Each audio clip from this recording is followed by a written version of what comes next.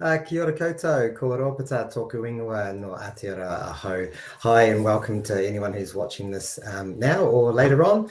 I'm Rob Ashcroft and I'm from New Zealand, and today we're going to be looking at some of these things that related to my challenge. I had a challenge: how might I provide students with purposeful practice questions without needing to spend time myself creating and finding new ones. And I just want to showcase some results from that, which is basically from some Google Sheets that I've used and utilizing a few formulas to help me create sheets that every time I open up the page every day, it's a new set of questions. So first of all, this began with some quite simple things where I wanted to create some times table grids for the students to work on each day, but I wanted the numbers to be randomly changed each time.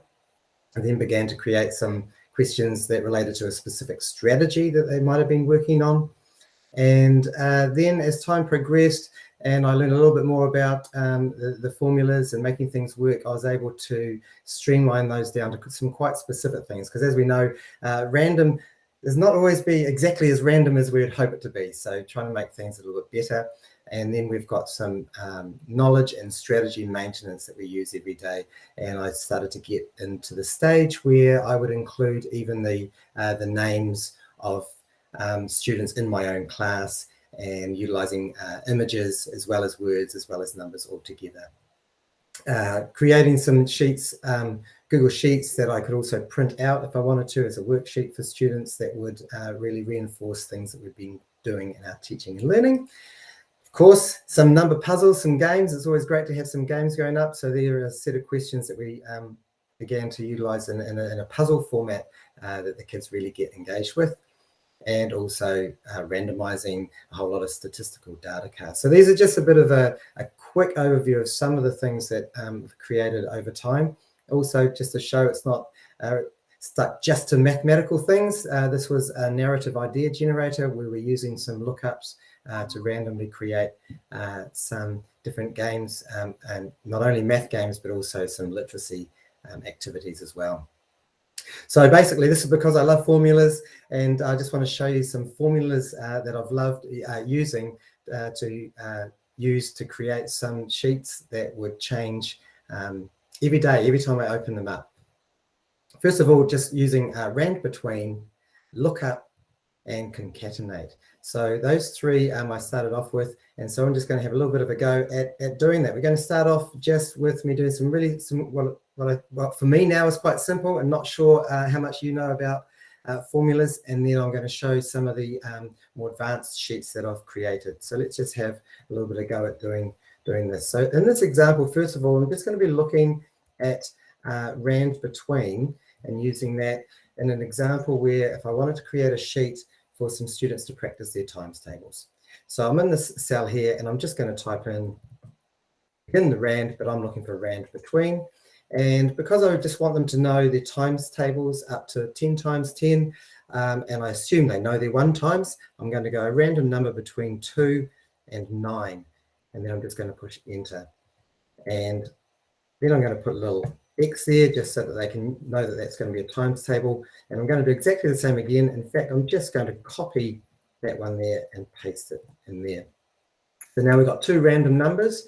Also, we want to put in that equal sign. But as you may know, if I just type equals, Sheets thinks I'm going to be using a formula. So I want it to actually be the character equals. So if I put a little apostrophe first and then type equals, then I'm going to have the little equals sheet. And over here, I'm just going to put the answer, and I'm going to show you how we change the look of that later on. So that's just going to equal, and it's cleverly, because I've got one over here, Sheets has already told me what it expects me to be writing. But if it didn't come up with that suggestion, all I do is go equals this cell, do an asterisk for times that cell, and push enter. And oops, I just I know what's happened here. I pre-formatted something. The answer is actually there, but what I do when I create a sheet for the students to see is I might actually blank that out. So it's actually there, but I'm making it white, and I'm going to give it a little bit of a border, so if they have that. So that's the little, using rand between just to create that, and of course I can then scroll down and just repeat that as many times as I want, and there's all of my questions. When I create these sheets, because often I'll give the students a link to this and I want them to be able to choose what to do, I'll often create an answer sheet as well.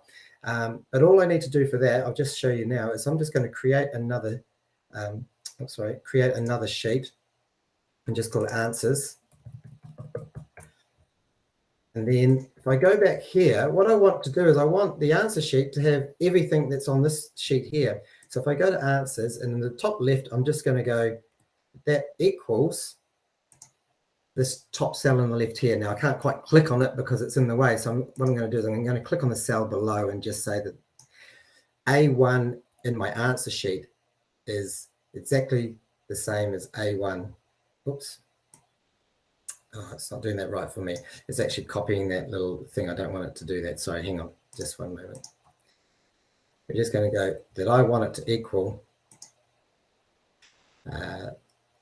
this one here. Oh, yes, correct. So I've named that ran between, but change that to a 1. Because the sheet is called ran between, that's where I got confused. It's saying that this cell here is going to be whatever's in that cell on that side there. And if I drag this all the way down, actually, I'm just going to make my screen smaller again now. I drag this all the way down as far as I need, and then drag that all the way across over here. What it's done is it's actually filled out all of that information that's in that sheet. Now, obviously, it doesn't look the same. So the one more step I'm going to do is I'm actually going to go back to this question sheet, and I'm going to click in the top left and click my paint format. If I go back to my answers and click in the top left, now I have a sheet that looks exactly the same as the other one. I'm just going to remove my extra rows because what it does is it just repeats it forever. So I'm going to delete that out, and we're left with this sheet. So here comes my answer sheet. So in here, I'm going to just go down through this column here and make all of those red. I could do the same in my little example here. Make them red. And so what would happen is I would create a Google Sheet where there's some questions for the students to answer. They'll do that. We're allowing them to be, in my class, when I'm doing it, for them accessing it themselves on their Chromebooks, I'm just allowing them to be honest and practice, because it's not really a test. It's just for them to practice their learning. And then they can just click on the answers tab and check their own answers. Now, because these are randomized, they need to be aware that every time they reload that page, it's going to be a whole new set of questions. So if I reload this page, the questions are all different. So they would need to mark it before they left the page. So that's that. We've looked at ran between and looking at how to create an answer sheet that's just the same. Now I want to use what I call lookup. So in here, with a lookup, I have a set of names that I want to return, and also a set of objects, because I'm going to use those a little bit later in a question. So if I'm in here and I just go equals and choose lookup, what it wants me to do, first of all, it's asking me, well, what do you want to look for? And I'm actually wanting to look for a random number between 1 and 5, because I'm going to be looking them up here out of my 5 selections. So I'm going to use that rand between, just again like we learned just before, rand between. This time I'm going to go 1, 5 and close that bracket. I'm looking for a random number between 1 and 5, hit my comma, and now I love these little hints that Sheets gives us. Now it's saying, well, where am I looking for that 1 to 5? Well, I'm going to look here, and it's going to say, can you find the number, a random number between 1 to 5? And I'm going to put comma. And it says, but what result do you want to return? I want the name. So now I'm going to highlight here. So what it's done, a random number between 1 and 5, look for that number, and then return the value that's in the other column. So now I can see that it's randomly returning Theo. And I can do the same for an object. So I'm just going to repeat that process. So that equals lookup. I'm going to choose a rand between 1 and 5. I'm going to enter that little comma. I'm going to tell it this is where you need to look for that number. You can actually highlight the whole column. I could have done look for 1 to 5 in the whole of A, but I'm just actually highlighting the range I've got. Hit my comma, and then I can say return whatever value. So now I have a situation where I'm able to look up some random names as well as some random objects. Yep, so every time I reload this page, it's going to change those values for me, just using those two things. Now I'm going to, the third thing that I want to look at, and we'll come back to this lookup later on, because we're going to combine all of these things together. Last one, which I had a friend help me with, which I didn't know. I said to him one day, I've got these questions. Actually, if I go back to that lookup, so just to show you.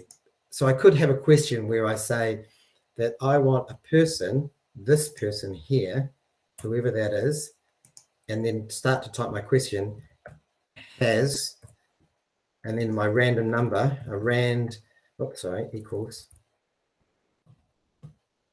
rand between, and if this was whatever number, doesn't really matter, 1 and 10. He has a random number of whatever object I've looked up, these toys, apples in this case, and then I can type my question. But what happens is it doesn't look very nice on the page because I have to do them on all these other cells. So we're going to look at this word called concatenate, which is joining the things together. So we want to combine the following. We want to combine a random name plus a number plus, in this case, a container of things and another number, and then ask the question, how many are there all together? So this example is kind of like a little bit of a times tables. In fact, actually for this example, I'll ignore the random for the moment. We'll do that a little bit later on. So here I can go equals concat, and we want to concatenate. And now it's looking for a string or a series of different things that I want to join together. So first of all, I just want to write some ordinary text. So I'm going to use a speech mark and just go Rob had. I'm going to do a little space and a speech mark and then a comma. That's the first thing I want to do. Now I want a random number. This is going to be like a times tables practice as a word problem. So it's going to be a rand between 2 and 9 for my example. Do a comma. Now what's the next thing I want to join? Again, some words. I'm going to do a space before because if I don't do the space, then when it all joins it together, there'll be no gaps between. So Rob had a random number of hands with space, speech mark. Next thing, another random number between 2 and 9. And then I can write the rest of my sentence in each box. How many hands all together? Question mark, speech mark. So when I push return, hopefully it'll go, oh, I'm looking back for my error.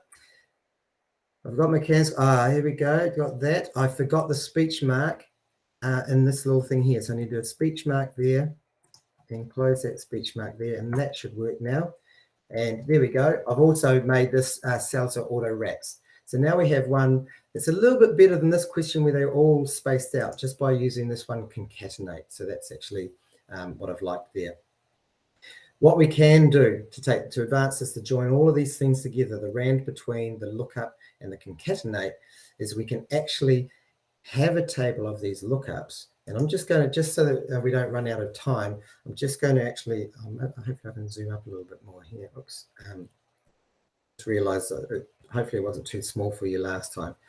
So in this one here, this is going to join together. Instead of me just typing Rob, it's going to look up a random number between 1 and 5 and then add that and then put it into the next one and carry on. But what you'll see in this is my little extra tip that I want to give is I can create something. If I wanted to have 5 questions that were just like this,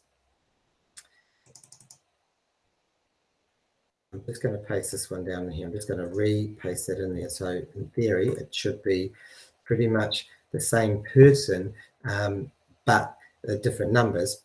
But in here, I've told it to look up L3. Now, L3 is actually this number here, this number 5. Now, I've done another special thing where I've created an extra tip, and there'll be some links afterwards where you can go and find all of this. It's a little filter. So what it means is I can do these repeated questions, but never have the same name come up, because this time in here, I'm going to say, instead of looking for L3, look for M3. So if I go here, M3, oops, sorry, escape out of that. Look for M3. Then that, ooh, what did I just do wrong there? I wrote the wrong thing in the wrong place. M3. Right, so now we can see we've got a question that says Sarah and a question that says Theo. So we begin to have these questions that are randomized, but we're also making sure we don't repeat the same thing again. So that was that little one there. So quite a few things going on there all at once. So I've actually got, and you'll be able to, the link, if you follow through to the link at the end of this presentation, you'll be able to get to a spreadsheet that has this for you if you want to use it, if you want to create your own. It's a whole range of lookup tables. Now you can put anything in there. So for example, in this one over here, I've actually put letters. So if you want it returning letters, it's going to return them all up here and they never repeat. Or let's just say, you know, when students were first learning their times tables, you only want them to learn the 2 times, the 5 times, and the 10 times. So the random numbers can actually be in the lookup. And I tell them what do they think. So it's going to look up a random number between 1 and 3, but actually return the numbers that we want. And then we have them like that. So that's that little advanced thing. And also, I create for myself, and you might find the same, once you get really into this, what I call a little lookups table, like a lookups library. So I have a whole lot of numbers, but sometimes I want to say, well, what do I want the return value to be? When I'm using word problems, I don't want it to show the number 1. I want it to use the word 1, so I can make it look that up and return it. Put in the students' names, put in objects. Sometimes if my question is going to be about a Cara or something like that, I want it to have her name, but I want the spreadsheet to know that Cara is a girl and all of that. So just trying to use all of those all together. So I'm just going to switch back to show you a couple of things on my slideshow here. If you want to come to it, that's that lookup table. I've showed you the those non-repeating numbers. If you want to see some more examples, oops, sorry. Just going to go in there. If you want to see some, I see what I've done. Using the clicking on my own link. There's links in here. So if you get to the slideshow, I'll show you the last one here. You can view these, but if you go to mrrobashcroft.com/presentations, you'll be able to access this slideshow.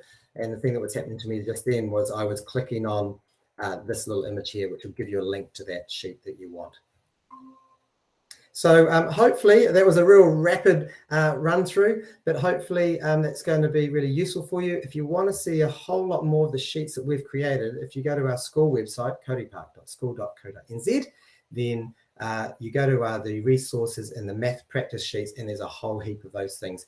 And actually some of them you'll be able to just make a copy of and edit and play with yourself as well. So thanks very much. Enjoy, and hope that's really helpful for you. Ka kite anō.